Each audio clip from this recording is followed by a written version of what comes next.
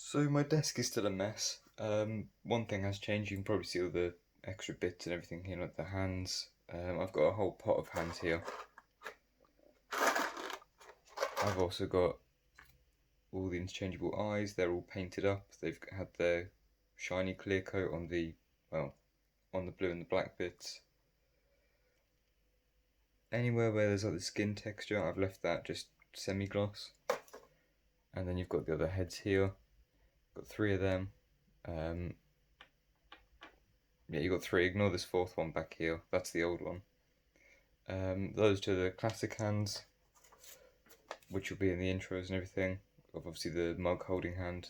There's the spare mug. I've got the real one, drying with clear coat, and then obviously the thumbs up. So I've actually finished it now. I'm done completely with the latex body, and this is where we're at. The lighting and everything's making the eyes look really dark. They're a lighter shade than what is showing up. But yeah, that's the metal frame from that weird TV League body underneath here. That's then been cut up. For storage purposes, his arms are going to have to be out because otherwise the latex sticks to itself, which is the same as silicone. Silicone will stick to itself if it's left for too long. The heads are quite easy to interchange because I've got this hex plug that I've mentioned so many times now. There's also a bit of super glue on it just to make it a more sturdy fit. It almost snaps on, which is quite nice. It also has a decent bit of range, especially with that extra hinge, although that looks a bit weird. So yeah, he's going to be a good one to animate with. The only thing I'm worried about potentially breaking is the tail, which will inevitably break because it's made out of aluminium wire. But it is posable. I don't want to pose it too much. I'll probably use it for the intro, maybe the introduction of the new body itself as well.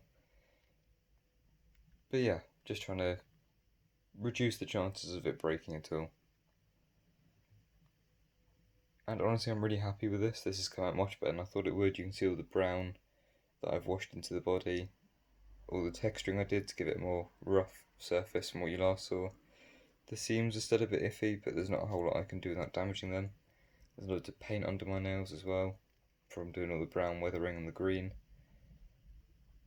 And yeah, so much happier with this now. Repainted the hinges. The hinges are a little bit ugly. I need to try and match the colour between the two. Oh, storm's just kicked in outside.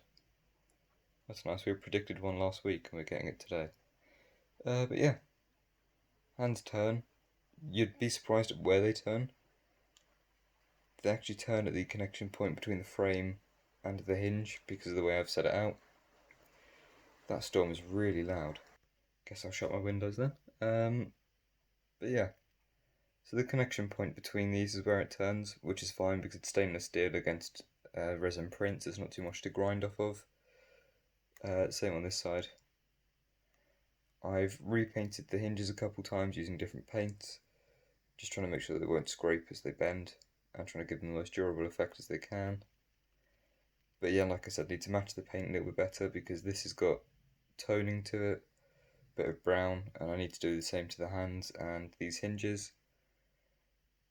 But I won't do that in another video because, to be honest, the rest of it isn't that important.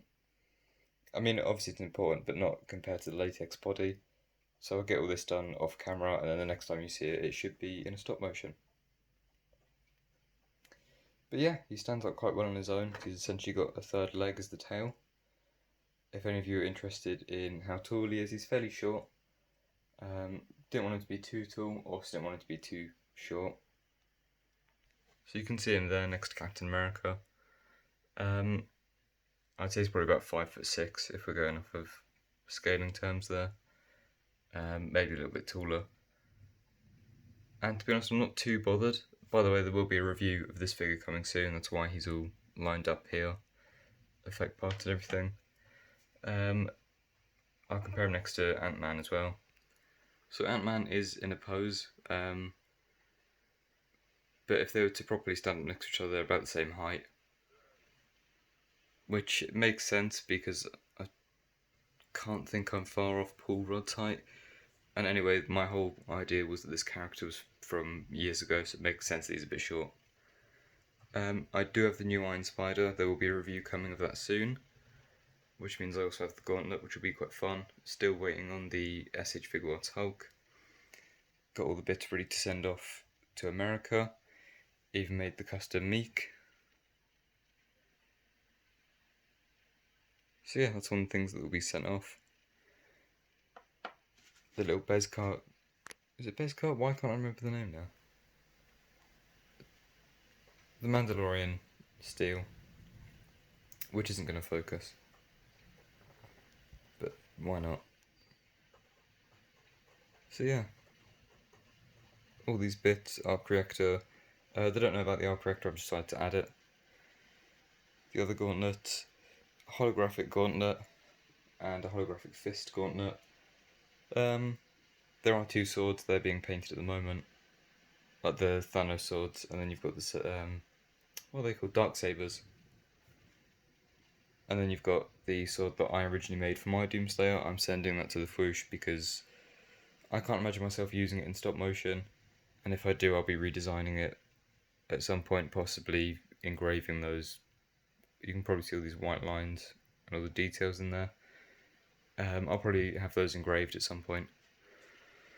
But yeah, that's size comparison. The best I can really do in terms of size comparison. Yeah, basically he's short. But I'm not too bothered about him being short. Stop motion coming soon. Yeah, and there's the